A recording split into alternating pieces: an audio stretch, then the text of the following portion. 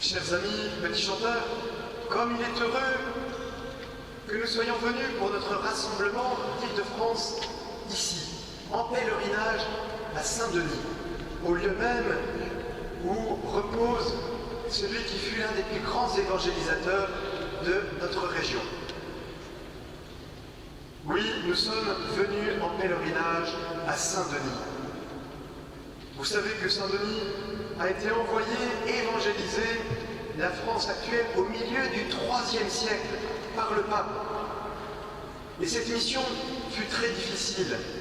La haine des druides gaulois a rendu bien difficile les conversions. En contemplant cette terre des Gaules, où les premières lueurs du christianisme risquent de s'éteindre, Denis s'émeut. Le pape lui donne toute l'autorité d'un apôtre.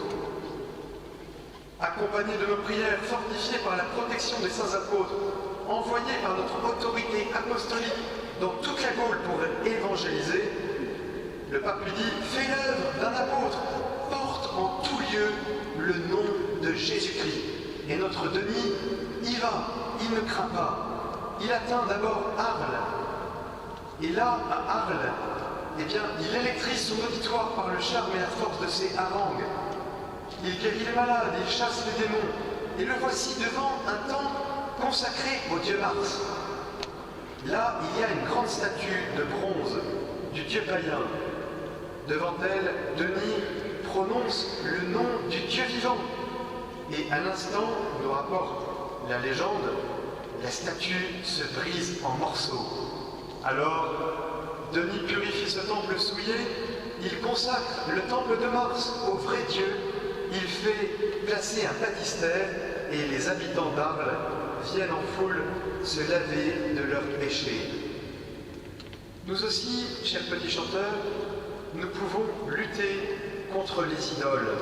Vous savez, aujourd'hui, notre monde en a beaucoup des idoles. Ces idoles, ça peut être la mode, ça peut être la recherche de l'honneur, attirer l'attention à soi, ça peut être l'argent. Nous pouvons bien nous figurer quelles peuvent être les idoles. Vous savez que le chrétien ne s'agenouille jamais devant les idoles. Le chrétien, le petit chanteur, ne s'agenouille que devant Dieu. Oui, nous autres chrétiens, nous autres petits chanteurs, nous ne nous agenouillons que devant Dieu.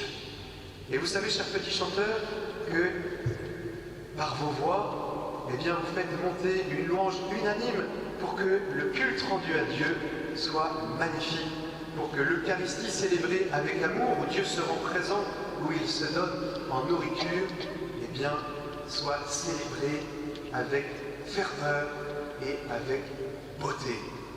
Oui, nous autres petits chanteurs, nous autres petits cantores et cantores, nous ne nous agenouillons que devant Dieu. Et nous voulons chasser les idoles de notre vie. Demandons que tout au long de notre vie, nous restions fidèles à cet engagement et que ce que nous vivons comme petits chanteurs nous illumine, nous éclaire pour toute notre vie. Après Arles, Denis est envoyé à Paris. Évangéliser les Gaulois, difficile, il y a tellement de divinités. Camus, le génie de la guerre, Taran, le tonnerre, Pélène, le guerrier, Toutathès qui conduit les âmes des morts. Mercure aussi est honoré par les Parisiens, parce que c'est le dieu du commerce. Et puis les dieux particuliers à une localité ou une ville, une rivière, une montagne, une fontaine foisonnent. Epona préside à l'élevage des chevaux, les forêts, les arbres, en particulier les chênes, sont adorés à l'époque. Les sacrifices d'animaux ont lieu dans les temples. Les victimes humaines sont souvent immolées sous les chênes. Les druides ont la main mise à la fois sur la religion, la science et le mystère. Voilà le contexte dans lequel Denis a prêché l'évangile. Ce n'était vraiment pas un contexte facile, ce n'était pas une entreprise facile. En arrivant à Lutèce, Denis est pauvre et inconnu. Alors il commence par annoncer l'évangile aux humbles et aux petits. Il annonce d'abord l'évangile à ceux qui cultivent la terre aux abords de la ville. Et là, les cœurs s'ouvrent. Le message du Christ est reçu. Certains se convertissent, reçoivent le baptême. Denis fait des miracles, il guérit des maladies, il guérit des infirmes, en invoquant le Verbe divin, le seul nom sous le ciel par lequel nous soyons sauvés, le nom de Jésus. J'ai vu dans Paris des inscriptions qui fleurissent un peu partout. Moi je viens de Normandie, je ne viens pas souvent à la capitale, et j'ai vu des inscriptions ici ou là avec marqué « Jésus sauve ». Vous savez que Jésus, ça veut dire ça, Dieu sauve. C'est vrai, Jésus sauve. Le nom de Jésus fait des merveilles. Alors, les prêtres des idoles, eh bien, sont remplis de fureur contre Denis. Ils suscitent la haine du peuple. Denis est dénoncé. Il est conduit avec Rustique et Éleuthère, ses compagnons. Il est ligoté, conspué et traîné devant le tribunal. Es-tu cet infâme vieillard qui anéantit le culte de nos dieux et méprise les décrets de César ? Demande le préfet. Denis répond, je suis vieillard de corps, mais je demeure toujours jeune par la ferveur de la dévotion et de la foi en mon Seigneur et Sauveur Jésus-Christ. Les juges le condamnent à être décapité avec Rustique et Éleuthère. On lui demande de choisir entre le culte du Christ et l'obéissance à César. Ah, s'écrie l'homme de Dieu, j'aime mieux souffrir tout, et plus encore pour le nom de Jésus-Christ. Libre à vous de m'accabler de tourments, pourvu que je possède mon Dieu. Je vous l'ai dit, il est condamné à être décapité. On le traîne dans les rues, jusqu'au mont Mercure, qui ne s'appelle plus aujourd'hui le mont Mercure, et qui domine Paris, mais qui s'appelle le Mons Martyrum, Mont Martre, le mont des martyrs, Montmartre. Denis s'agenouille avec ses compagnons avant que l'épée ne leur tranche la tête. Les louanges de Dieu s'échappent de leur poitrine. Et sur le lieu du martyre est élevé le martyrium. C'est dans ce martyrium que Ignace de Loyola, quelques siècles plus tard, va se rendre avec ses compagnons. Et il va prononcer le vœu. Vous savez que Ignace de Loyola, c'est lui qui a fondé les Jésuites, la compagnie de Jésus. Et ils vont prendre cette résolution au XVIe siècle, Ignace et ses compagnons, à la suite du témoignage de Denis, de partir jusqu'aux extrémités de la terre pour porter le nom de Jésus. Ils vont partir en Asie, en Amérique latine, partout où le nom de Jésus n'est pas encore connu. Être missionnaire comme Denis et Ignace, porter partout le nom de Jésus. Voilà bien aussi la mission des petits chanteurs. Vous savez bien, chers petits chanteurs, que si vous vivez vraiment la grâce de votre baptême, vous portez ce beau nom de chrétien. La plupart d'entre vous, je pense, vous avez reçu le saint baptême.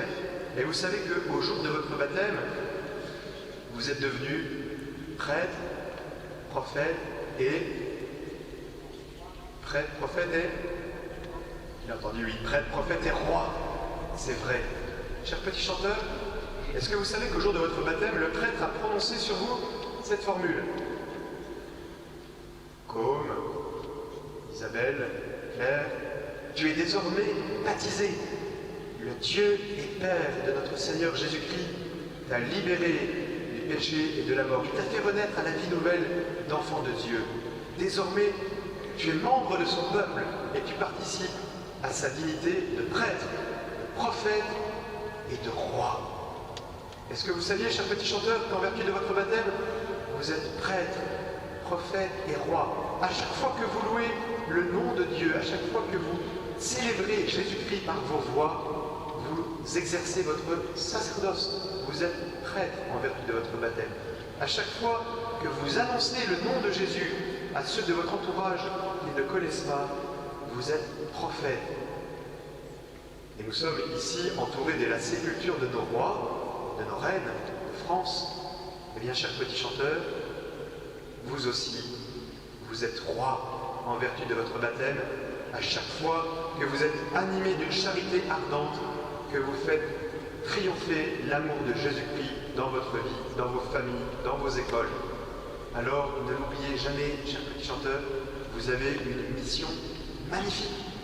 Ça fait 75 ans qu'à travers la France, il y a des petits chanteurs qui partout célèbrent le nom de Jésus-Christ.